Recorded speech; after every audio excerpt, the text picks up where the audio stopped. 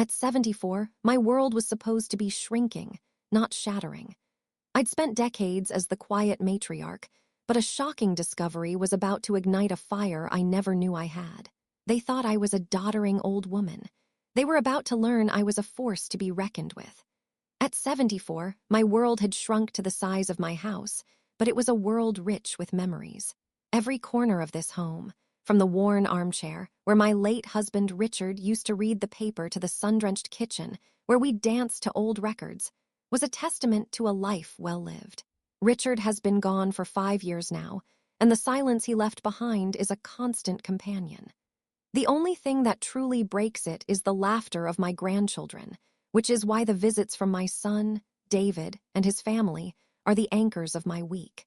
David is a good son, and my grandchildren are my heart's delight. But then there is Jessica, my daughter-in-law. A yoga instructor with a physique as sculpted as her opinions, she moves through my home with an air of serene judgment. To her, my cherished belongings are clutter, and my routines are stagnant energy. She's always suggesting ways to simplify my life, which sounds helpful on the surface, but feels like a slow, deliberate erasure of me. Her favorite phrase, delivered with a placid smile that never quite reaches her eyes, is, "Nancy, you just need to learn to let go."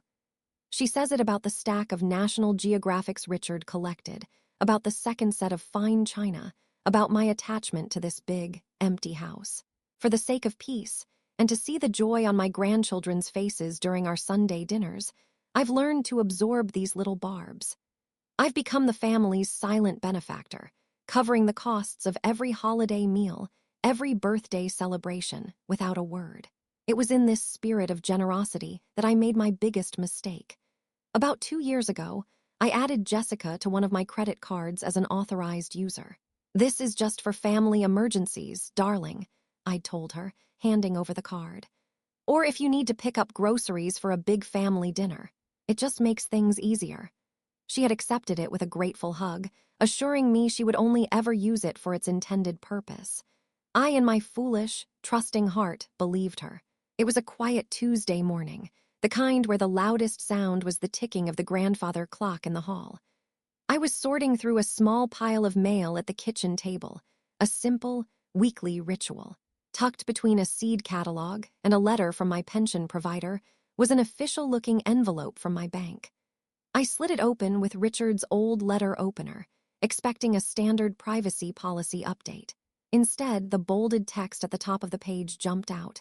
"Urgent, credit limit notification." A knot of confusion tightened in my stomach. I'm a creature of habit and fiscal prudence.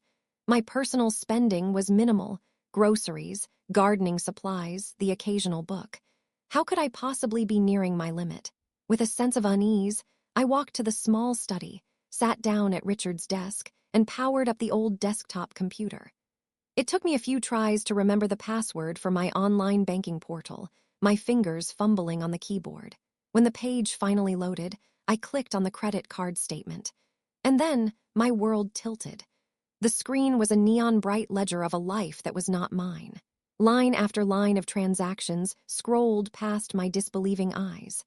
A charge for $2,500 at a place called Lux Flow, a name that dripped with an exclusivity I couldn't comprehend. A quick search revealed it was a designer yoga and athletic wear brand. Another charge, for $1,800, was for a Serenity Peak weekend retreat. Then came the endless stream of smaller, yet equally jarring expenses. $300 at an organic, farm-to-table restaurant downtown, $450 at a boutique spa, hundreds more at high-end clothing stores I'd never even heard of. My breath caught in my throat. I scrolled back month after month. The pattern was undeniable, a steady drain over the last 18 months. With trembling hands, I opened a calculator application on the computer. The final tally stared back at me from the screen, a cold, digital indictment. $22,473.19. Each number was a separate, distinct betrayal. Each purchase was a mockery of Jessica's lectures on mindfulness and her disdain for material possessions. The woman who told me to let go of my husband's cherished books was swathing herself in luxury at my expense. The serene, spiritual guru was, in reality, a common thief. A cold, heavy stone settled in my chest, where my warm, foolish heart used to be. I wasn't family to her. I was a resource, a bottomless, invisible bank account. For a long time, I just sat there, the glow of the monitor illuminating the dust motes dancing in the still air of the study. The initial shock felt like a physical blow, a punch to the gut that left me winded and hollow. It was followed by a wave of profound, soul-crushing sadness. It wasn't just about the money. It was the calculated deception, the sheer audacity of it. Each charge was a testament to how Jessica truly saw me. Not as a mother-in-law, not as family, but as a doddering old woman with a convenient line of credit, a relic to be managed and exploited. The woman who preached about spiritual purity was feasting on my life's savings. Then, something shifted. The deep, aching hurt began to cool, solidifying into a hard, cold anger. It was the kind of anger that doesn't scream, but clarifies. The years of subtle dismissals, the patronizing tone, the constant refrain of letting go, it all clicked into place. I had been the frog in the pot, and the water had just reached a violent, scalding boil. I finally understood that confronting Jessica directly would be a fool's errand. She would deny it, of course.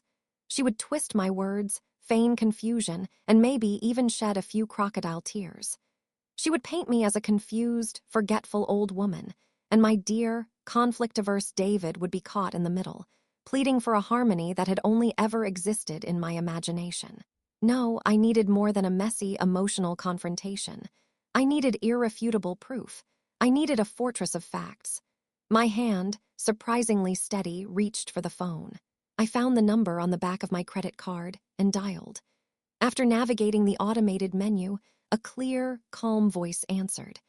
"Thank you for calling Card Services Fraud Prevention. My name is Anya Sharma. How can I help you today?" Her voice was professional, devoid of the saccharine pity one sometimes gets at my age. I took a deep breath. "My name is Nancy Davison," I began, my own voice tight but controlled. "I believe there has been fraudulent activity on my account, a significant amount. Over the next 20 minutes, Anya was my lifeline. With my permission, she meticulously went through the charges from the supplementary card.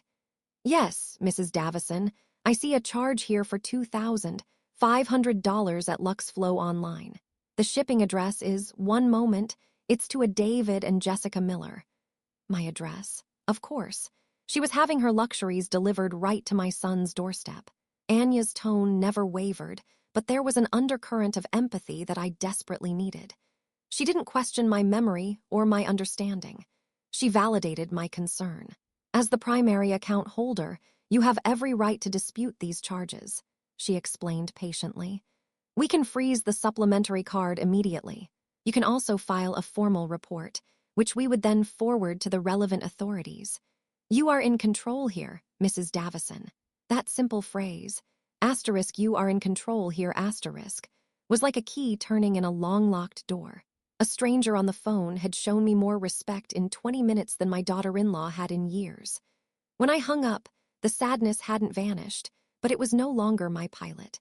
It was just baggage. My course was now set by a cold, clear, and righteous determination. This wasn't about vengeance. It was about reclaiming my dignity, and I knew exactly how I was going to do it. After ending the call with Anya, I remained seated at Richard's old mahogany desk. The scent of wood polish and old paper, a smell I'd always associated with his steady, quiet strength, seemed to seep into my bones, fortifying me. My mind, which had felt so clouded and chaotic just an hour before, was now working with a crystalline clarity. I could picture the alternative perfectly. A messy, tearful confrontation. I would present the evidence, my voice trembling with a righteous fury. Jessica would perform a master class in manipulation, her face a mask of wounded disbelief. She would deny, deflect, and gaslight, perhaps even suggesting my memory was failing me. David, my dear, gentle David, would stand frozen between the two women in his life, his face etched with misery, pleading for a peace that had been a fiction all along. The scene would end in a stalemate, with me labeled as a hysterical, accusatory old woman and the rot in our family left to fester.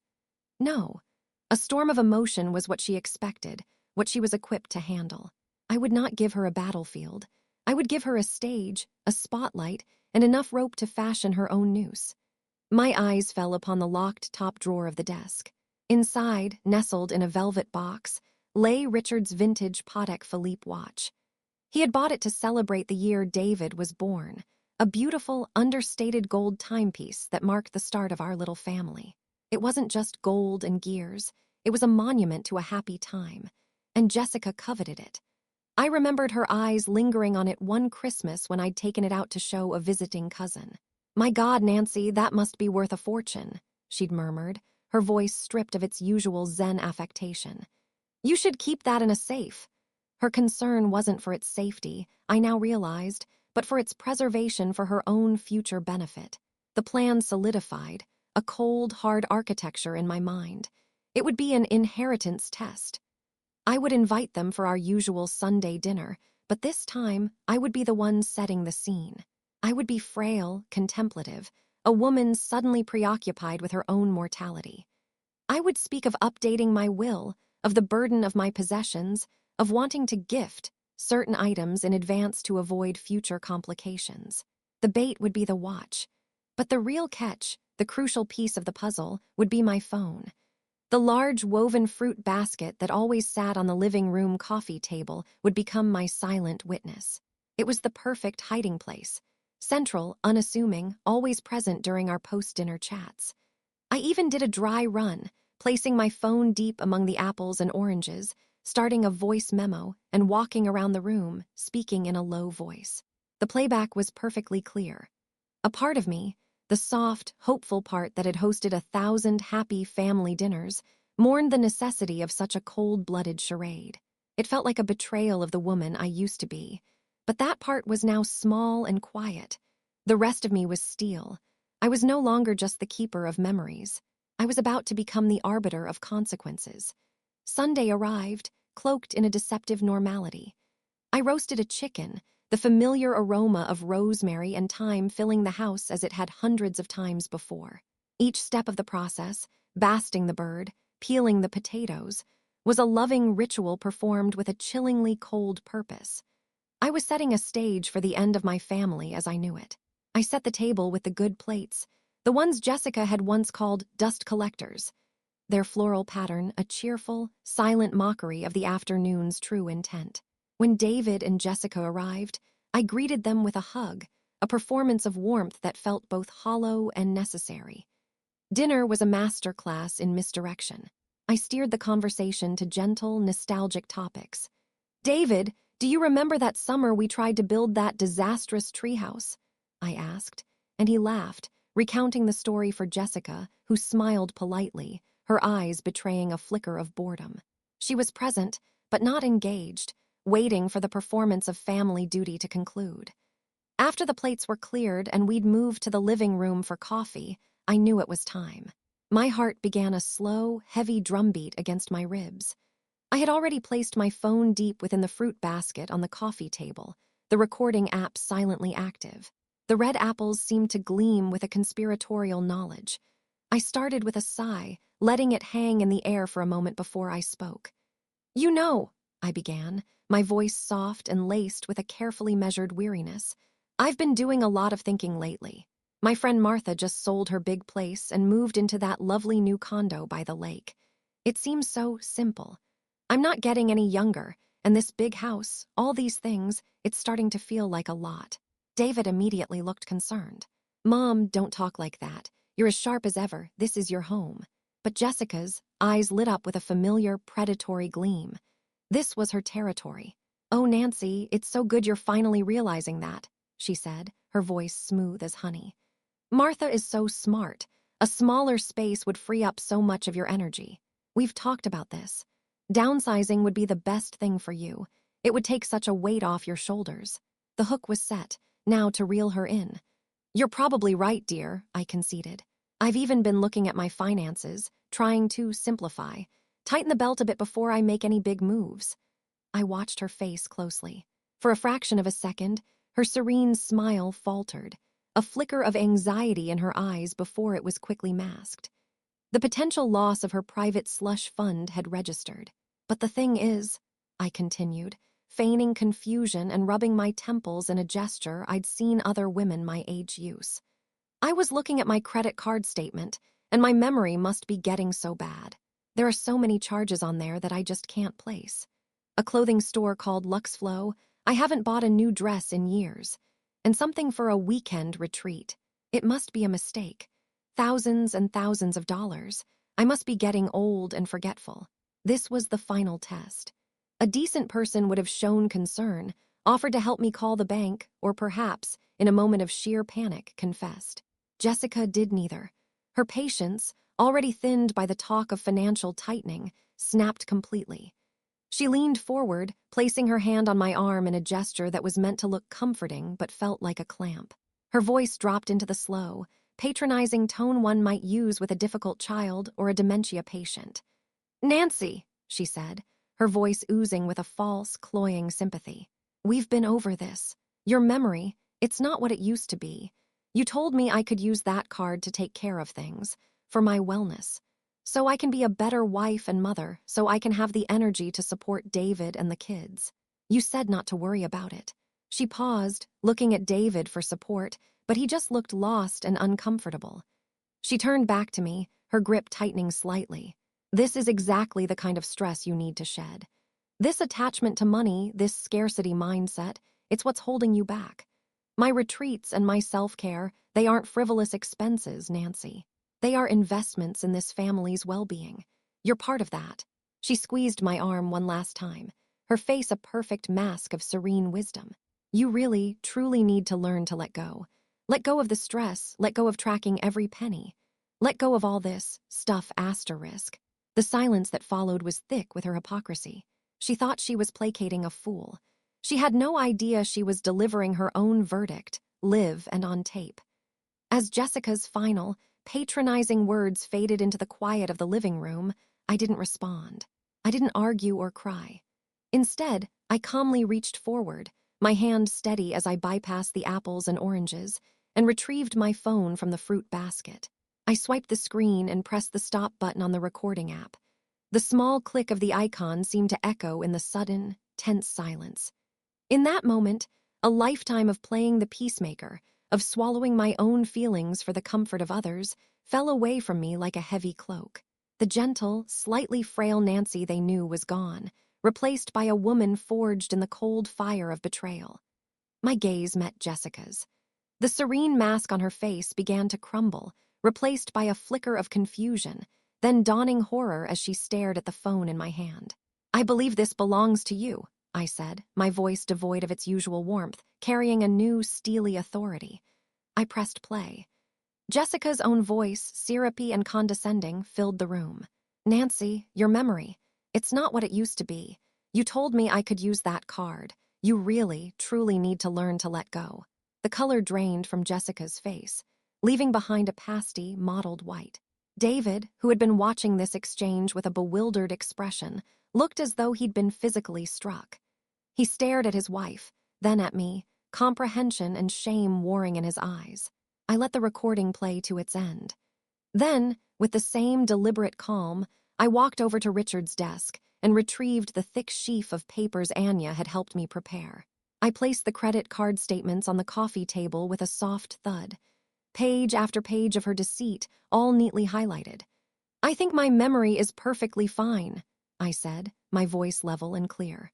I was just waiting for my understanding to catch up. I looked directly at Jessica, whose mouth was opening and closing like a fish. "I have consulted with my bank. I have consulted with a lawyer. The next call I make will be to the police department." The dam of Jessica's composure broke completely. The Zen guru vanished, replaced by a cornered, desperate creature. "No, Nancy, you can't," she shrieked, her voice high and shrill. The apology came next, a torrent of insincere, panicked words about misunderstanding and stress. When that didn't work, she turned on David, then back to me, her eyes flashing with a new, venomous threat. "You'll tear this family apart. Think of your grandchildren." I simply stood up, the full height of my 74 years, feeling more powerful than ever before. I pointed a single, unwavering finger towards the front door. "Leave my house." In the end, I made the call. The police were polite and professional. faced with an 18-month paper trail of undisputed charges shipped to her address and a crystal-clear recording of her admitting to the arrangement under false pretenses, Jessica had no defense. She was charged with felony financial fraud. The news sent a shockwave through our small community, shattering the carefully curated image of the serene and enlightened yoga instructor. David was left adrift in the wreckage. He called me, his voice thick with shame and a sorrow so deep it was almost palpable. He apologized profusely for his blindness, for his passivity, for failing to protect me. I listened, and I believed his remorse was genuine, but forgiveness was a currency I no longer had to spend. "I need time, David," I told him, my voice gentle but firm. "I need space to find myself again." Our relationship wasn't severed, but it was forever altered, now waiting to be rebuilt on a new foundation of truth, however painful. A few months later, the spring sun streamed into my living room, illuminating not dust, but possibilities. I had sold Richard's Patek Philippe watch. The transaction was bittersweet, but it was also a liberation. It was no longer a sacred relic, but a key. With that money, combined with the savings I now had full control over, I sat at my computer, not to check on betrayals, but to book a dream. A 3-week cruise through the Greek Isles. I felt a profound sense of peace settle over me, deeper and more authentic than any of Jessica's hollow mantras. My world was no longer shrinking. It was expanding. My late husband's armchair was still there, but now it felt less like a memorial to a life that was over, and more like a comfortable seat from which to plan the one that was just beginning. My golden years would be truly golden, and they would be entirely, gloriously my own. Thank you all for listening to my story today. It wasn't easy to share, but I hope it serves as a reminder that it's never too late to reclaim your dignity and take control of your own life. If you're in a situation that makes you feel small, please know your feelings are valid. You have more strength than you know.